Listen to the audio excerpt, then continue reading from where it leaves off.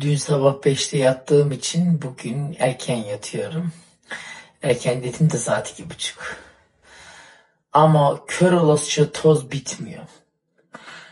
Az önce lavaboya girdim, ayıptır söylemesi, çıktım banyonun kapısını arkasını açtım ki havlu alayım kapının arkasına.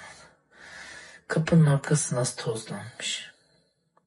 Halbuki ben daha dün silmiştim orayı. Parmağımla şöyle atmamdan toz geldi elime. Banyonun yerini silip çıkmak zorunda kaldım. Şimdi yatak odasının aynasının önüne şöyle parmağımı gezdirdim. Yemin ederim ki toz var bak. Ki ben sabah sildim orayı. 2 tane robot süpürgeyi de çalıştırdım yatağa girmeden, ikisi de süpürsün diye. Merdivenler gene tozlanmış. Bitmiyor, sanki biri sürekli getirip eve toz bırakıyor, cinnet geçireceğim. Ve bunu da atlatmak için evde büyük bir temizlik yapmam lazım benim yani. Sabahtan kalkıp her yeri dip köşe temizlik. Bu sefer de ne olacak? Gene koca bir günün temizlikle geçmiş olacak. Günün sonunda iş bitecek ama gün de bitecek. Allah'ım yarın sabah temiz ve uyanmak istiyorum. Ne olur. Ne olur.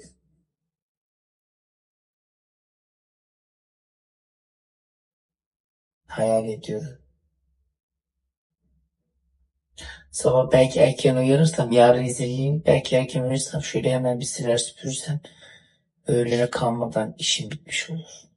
Ütü falan da yapıldı. Onun tozu da var şimdi orada. Of.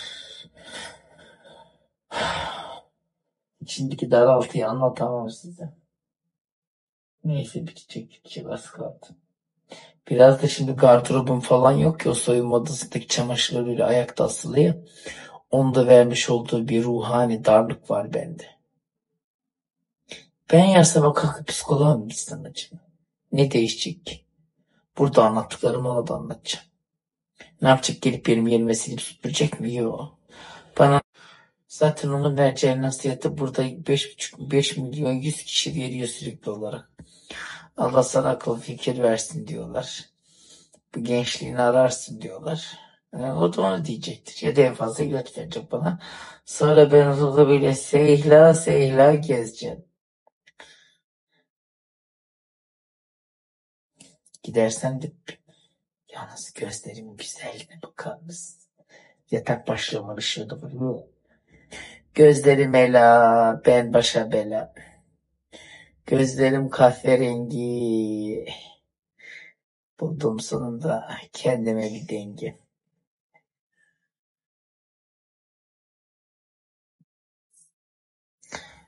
Kara kaş gözlerin elmas, bu güzellik sende de kalmaz. Pişman olur eller almaz.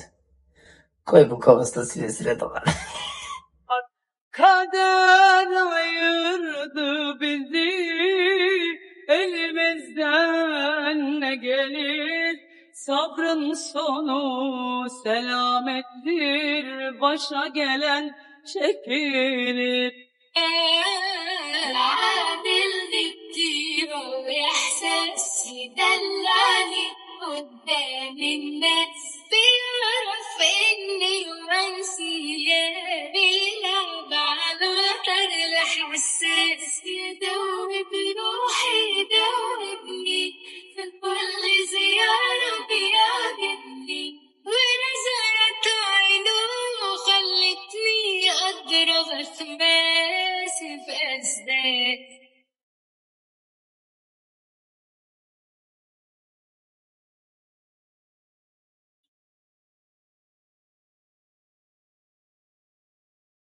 مصر بسكوتك ما تستخسرش فيها صوتك، بتكتب بكرة بشروطك في بشرة خير. ومنادي عالصعيدي وابن اخوك البورسعيدي والشباب الاسكندراني لما في لمة رجال، وانا هاجي مع السوهاجي والقناوي والسيناوي والمحلاوي اللي مية مية والنوبة الجمال. ما توصيش السويسة الدنيا هايصة كده كده، والاسماعيلاوية يا مكان والمعدة. كلمني عالشرق واحنا ويا بعض قهوة، واحنا ويا بعض قهوة واملنا فيه. ادي عالصعيدي وابن اخوك البورسعيدي والشباب الاسكندراني لما في لمة رجال، وانا هاجي مع السوهاجي والقناوي والسيناوي والمحلاوي اللي مية مية والنوبل جمان ما توصيش يساوي الدنيا هايصة كده كده والاسماعيلاوية يا مكان العدا كلمني عالشرق واحنا ويا بعض واحنا ويا بعض